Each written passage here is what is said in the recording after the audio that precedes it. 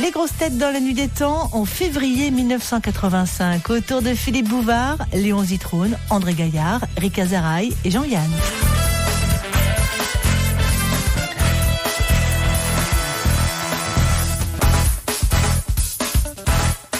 Vous avez vu que Léon, il a maigri de près de 15 kilos, je crois. 15, oui, 14. 14 virgule une petite poussière. C'est pas mal, hein? Ça, c'est très très important. Ça fait 28 livres. Oui. Je multiplie par 2 parce que ça fait mieux au cœur. C'est un beau bébé, 28 livres. Déjà. Oui. Presque un petit bébé éléphant, quoi. Dites à Rika Oh, ça c'est gentil. Et encore, vous n'avez pas vu la trompe. Mais vous avez l'air de connaître, Philippe. Je suis content d'être revenu. Hein. Je sais que vous êtes très choqué et que notamment tout ce qui est sexuel vous paraît un petit peu dépassé, anachronique. Hein. Non, je suis sorti de la chair depuis un certain temps et ces choses-là ne me touchent plus. Ne me touchent plus. C'est Moi, pas je possible. pense, Philippe, là, je pense que entre les safrans et la sarriette, vraiment, ça s'impose. Je vais te composer des salades pour ça, mon chéri. Des salades de quoi? Certaines herbes, certaines Il faut ambiances. brouter en plus. Mais ça Non, dépend mais qui tourne la salade, hein, aussi. Si on amène la salade avec des jartelles et des talons aiguilles, évidemment. Tu vois bien que ça marche. De toute façon, il faut penser que toutes les herbes sont très très bons. Parce Oui, qu'il y a des oui. huiles essentielles qui excitent la cellule nerveuse, mais dans le bon sens. Ben, je vais m'enrouler Pas- une petite. C'est-à-dire en alors. remontant. Qu'est-ce que vous avez dit, Jean? J'ai dit que j'allais m'enrouler une petite si toutes les herbes sont bonnes. Une question de Monsieur Million qui habite Lyon. Dans la littérature Il habite française. à moitié Lyon alors. Oui. Dans la Il habite dans le littérature centre, oui. romanesque française. Oui. Oh, elle me dégoûte celle-là. Je peux plus supporter la littérature romanesque française. Alors, qui est, dans la littérature romanesque française, le personnage de Daniel Essette? E-Y-2-S-E-2-T-E. C'est dans Victor Hugo. Non, contemporain de Victor Hugo, mais pas Victor Hugo. Balzac, ça, non? Il n'a pas eu de contemporain, Victor Hugo. Il y avait que lui. Était-il poète également? Flaubert? Non. Non? Jean-Yann vient directement de Berlin, là. Un grand auteur que l'on lit encore? Oui. Et alors, son personnage-là n'est pas Daniel connu d'ailleurs sous son patronyme, il est plutôt connu sous son surnom, qui d'ailleurs constitue le titre du livre. Pas vôtre, hein? Dumas? Fastoche. Non. Alors, les contemporains de Victor Hugo, moi, j'en connais pas. Il y en a quelques-uns. En fait, il a survécu de 20 ou 30 ans à Victor Hugo. Il était beaucoup plus jeune, alors. Oui, oui. C'est-à-dire qu'il est mort vers 1910. Bon. Oh, même peut-être 1920. Anatole France? Non, non. Était un homme de l'Académie française? Je crois qu'il fut à l'Académie. Ça arrange pas mes Il affaires. avait un frère? Loti? Non. Il n'a pas eu de frère, mais il a eu un fils qui a fait également parler de lui dans la République des Lettres. Auteur Et aussi. c'est pas Dumas. Auteur aussi, mais vigoureux. Il vous a dit Anatole France. Daudet. Léon Daudet. Daudet. C'était Léon Daudet. C'était le petit fils chose. d'Alphonse. C'était le petit chose. Bonne réponse de Léon Zitrone. Merci à André Gaillard. Le petit chose ou l'histoire d'un goguenot. Oh. Léon. Mais si, c'est ainsi que nous l'avait présenté notre professeur de Ah littérature. oui? Vous connaissez le petit chose? Mais je vous ai dit que je lisais pas des trucs cochons. Mais c'est pas tellement romanesque, d'ailleurs. Hein. D'abord, on dit la petite chose, et pas le petit chose. Ah, ça dépend, C'est on dit déjà- la belle si chose. Les auteurs romanesques français, c'est pour ça que j'aime pas ils savent même pas écrire en français. Hein. Et savoir la différence entre le masculin et le féminin, alors, excusez-moi. Hein. Le petit chose, on dirait Birkin. Le petit chose. Ça n'a pas de sens. Écoute, le voilà raciste. Et si on vient Yann. de l'étranger, on Si peut je pas suis raciste, c'est à cause de Rouget de Lille. Parce que moi, quand j'étais petit, à l'école, on m'a appris que les saloperies d'étrangers qui venaient dans la banlieue, fallait les égorger et arroser nos sillons de sang impur. Alors qu'on vienne plus m'emmerder avec des touches pas à mon pote maintenant. Hein. Moi, excusez-moi. Hein. Quoi, ces cohortes étrangères feraient la loi dans nos foyers? Quoi, ces sinistres mercenaires égorgeraient nos frères guerriers? Mon cul? Si j'ose m'exprimer ainsi. Bah voilà. Et que vient-il faire, Alors monsieur, moi, votre on m'a derrière dans appris ça l'affaire? quand j'étais tout petit, machin, et tous les trucs qu'on pouvait pas travailler dans les carrières pour chercher son argile verte parce qu'il y avait des vieux cons qui étaient là et qui prenaient la place, et on attendait que les aînés soient plus là pour entrer dans la carrière. Alors ça va bien, hein. Moi, les étrangers, hein, hop là, du vent, hein. Merci, Dégagez. merci. Oh, mais qu'est-ce que ça merci. veut dire? Moi, on m'a appris ça. D'ailleurs, monsieur Chevènement l'a dit, dans les écoles, maintenant, faut qu'on apprenne ça pour bien faire comprendre aux petits garçons que c'est terminé, cette histoire-là, des types qui viennent manger pas les Français. Et l'étendard sanglant est levé, mon vieux. Déjà qu'on laisse entrer des Espagnols qui se traînent sanglants sur le bord de la route. Bon, au moins, ils feront pas d'enfants, ceux-là. Victor Hugo, là, l'autre type dont vous parliez tout à l'heure, là, qui était romanesque et tout, qui a pourri notre jeunesse. C'est vrai. Et les trucs, machin, mon père, ce héros, sourire si doux, suivi d'un seul ouzard qui les met entre tous, vieille tante et tout. Un ouzard qu'il aimait pour sa grande taille, bien évidemment. Il se balade, qu'est-ce que je vois? Un Espagnol qui est là. Alors il saisit la gourde de rhum qui pendait à sa selle, comme si l'argent de l'État doit servir à payer du rhum pour les militaires. C'est du propre, ça. Les troufions officiers avec une gourde de rhum, ça fait bel effet. Hein? Ah, c'est du joli. Pas étonnant, après, les Américains et tout. Ah, des poivreaux en France et tout. Vous avez jamais vu Général Eisenhower avec une gourde de rhum? Non, je vous dis. Alors, les romanesques, ça va.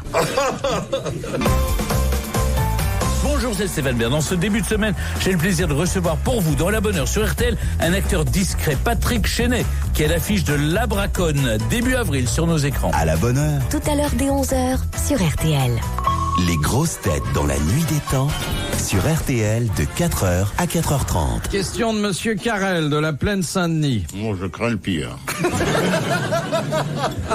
Quelle est la profession qui, à en croire les médecins, est la plus sujette aux épanchements de synovie? Ben, c'est les putes. Footballeur? Les Putes. Pourquoi? Parce que les épanchements de synovie ou de n'importe qui, hein, je veux dire, l'épanchement, c'est pas, on va pas commencer non plus à faire du racisme avec ça. Pas parce que beaucoup de l'argent. sous prétexte qu'un mec est synovie, alors il a pas le droit d'aller des épanchements. Hein, c'est Les ça. cyclistes. Alors, combien tu prends? T'es pas synovie, toi? Si. Alors, Tintin. Les cyclistes. Moi, je vais lancer le mouvement pour Libérer les synovies. Non, pour empêcher qu'on foute en l'air les pauvres malheureuses qui travaillent rue Saint-Denis et que les riverains veulent faire partir. Là, j'ai vu ça dans le journal. En Qu'est-ce que arrivant. vous allez faire? Je vais faire une petite main avec marqué touche pas à ma pute.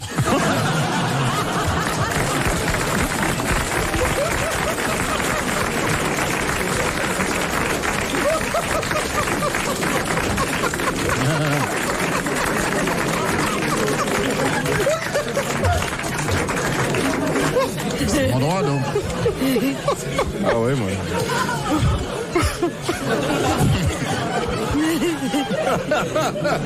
Eh ben, dites donc, vous en tenez une forme en revenant des Amériques.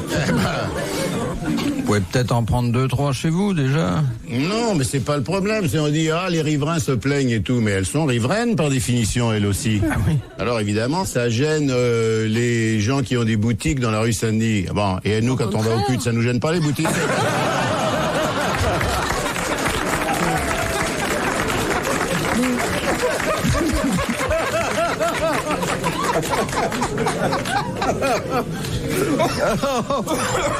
C'est plein de bon sens, moi, je trouve tout ça. Alors, monsieur Carrel de la Plaine Saint-Denis, c'est de là que tout est parti. il est parti. Je voulais savoir quelle était la profession tout à fait honorable qui fournissait le plus grand nombre De Synovio. Bah, les Les prêtres. poseurs de moquettes. Les prêtres. les prêtres. Ah, Ceux bah qui oui. s'agenouillent plusieurs fois par Oui, jour oui, et oui. finalement ça fait très mal aux genoux. Bonne réponse d'André Gaillard. C'est pour ça que je suis athée. Et oui, quand ils deviennent vieux, ils perdent un peu le sens de l'équilibre. Alors chaque fois, ils commencent la génuflexion et paf, bon coup sur le genou. vous vous rendez compte, un prêtre qui est obligé de faire ça 15 ou 20 fois par jour? Oui. Surtout que... Oui. Le vin blanc à 7h du matin, c'est pas recommandé non plus pour les épanchements de synovie. Arrange-toi. Avec presque rien dans le ventre, il mange pas avant.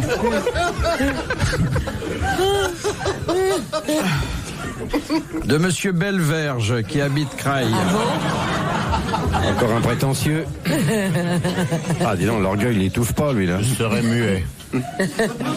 Que doit-on faire en France pour porter une décoration étrangère? Avoir une Demandez veste. l'autorisation à l'Élysée. Avoir une veste. Ah oui. Parce que sur la chemise, ça la fout mal, et en calbar, c'est ridicule, et on se pique. On demande l'autorisation au ministère des Affaires étrangères. Non Voilà. Non, à la chancellerie, tout simplement. Bonne réponse de Léon Zitrone, intéressante précision de Jean-Yann. Vous avez été décoré, vous, déjà, monsieur Yann? J'étais décoré de l'hypoténuse. L'hypoténuse, vous la portez carré, non?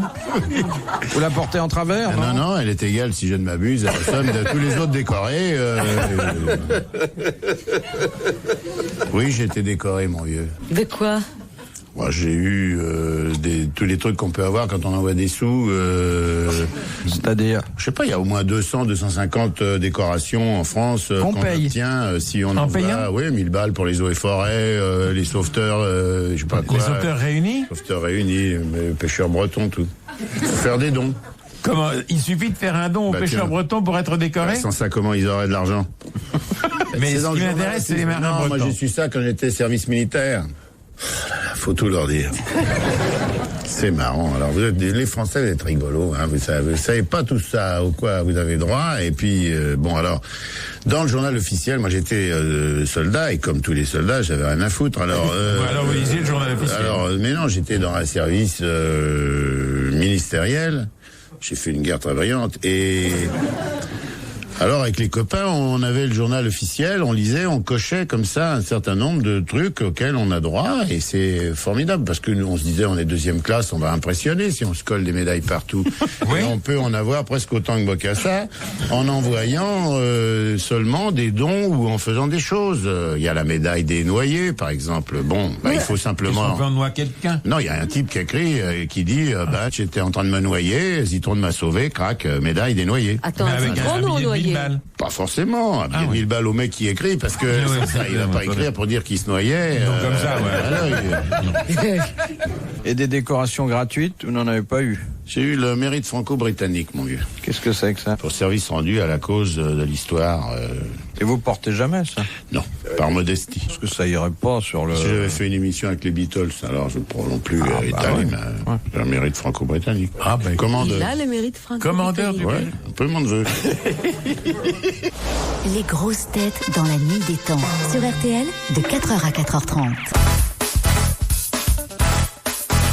Question de Madame Legendre de Bagnolet. Quand on tue un crocodile, il faut tirer 2 balles. Une balle normale entre les 2 yeux et une autre qui contient de l'air comprimé. Oui. Pourquoi? Dans sa Alors, bouche. je vais vous dire pourquoi. Et en plus, c'est faux, la question. Parce que j'étais, moi, à la chasse au crocodile au Kenya. On tire pas entre les 2 yeux, on tire dans un seul œil. Parce que le crocodile a un œil là, un œil là. On peut pas le tirer entre les 2 yeux. Une On bêtise. peut au milieu. Les chasseurs de crocodiles ont une lampe sur la tête.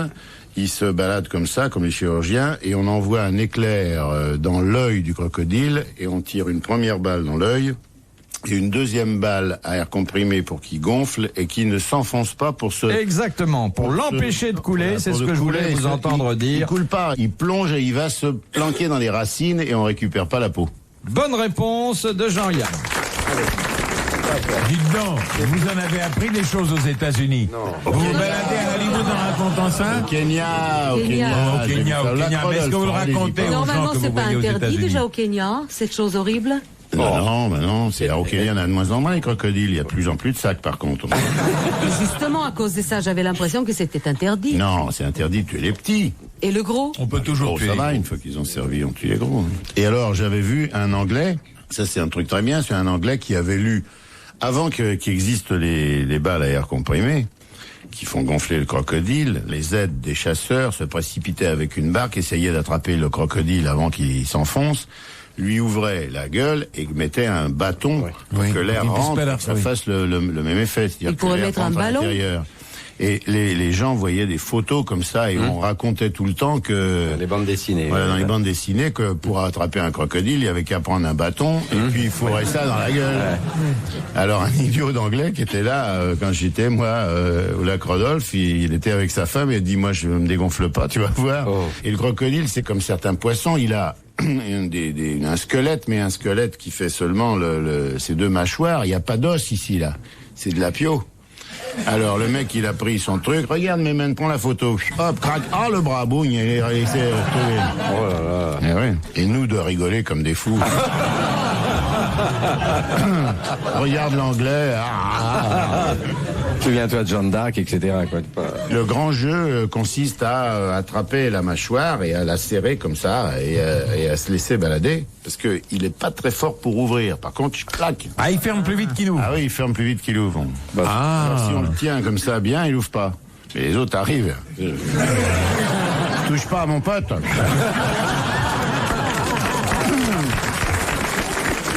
Tu vas au travail. De Mademoiselle Charpagne de Mency, qu'obtenez-vous si vous distillez du pétrole à 335 degrés? Un produit pétrolier. C'est un sous-produit du pétrole, bien sûr. C'est pas l'essence? La benzine. La vaseline. Bonne réponse de Jean-Yann. J'ai pas dit ça, mais il est sourd, alors c'est bien. Qu'est-ce que vous avez... J'ai dit la benzine, j'ai pas dit la vaseline. On ne prête qu'aux riches. Un mec qui essaie de nettoyer son costard à la vaseline. Mais man, je me suis fait une tache de fruits après que j'ai lu le livre de Ricazaraï. Tu voudrais pas me le nettoyer? Oui, comme ça, je vais te mettre un peu de vaseline dessus. C'est tout gras.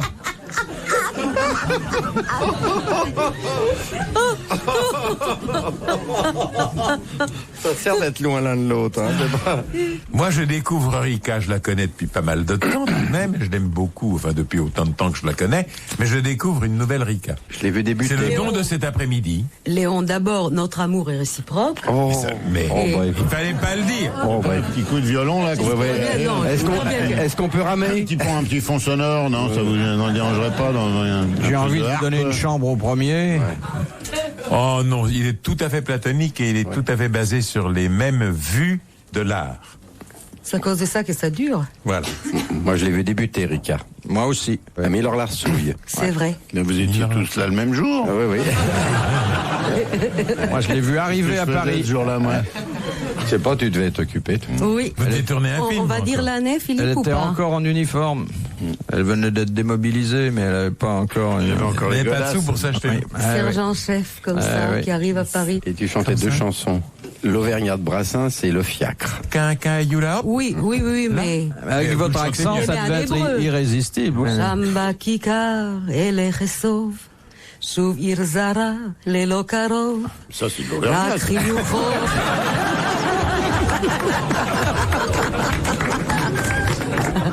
Et enfin, dernière citation de Mademoiselle Fritz de Cormimont, qui a dit « Ce qui m'a gêné, je l'avoue, c'est de voir que le 11 novembre 1968, un demi-siècle après l'armistice, il y a eu 5 chevaux allemands dans le tiercé. » C'est moi qui ai dit ça. Oui, eh bien c'est Léon Zitrone.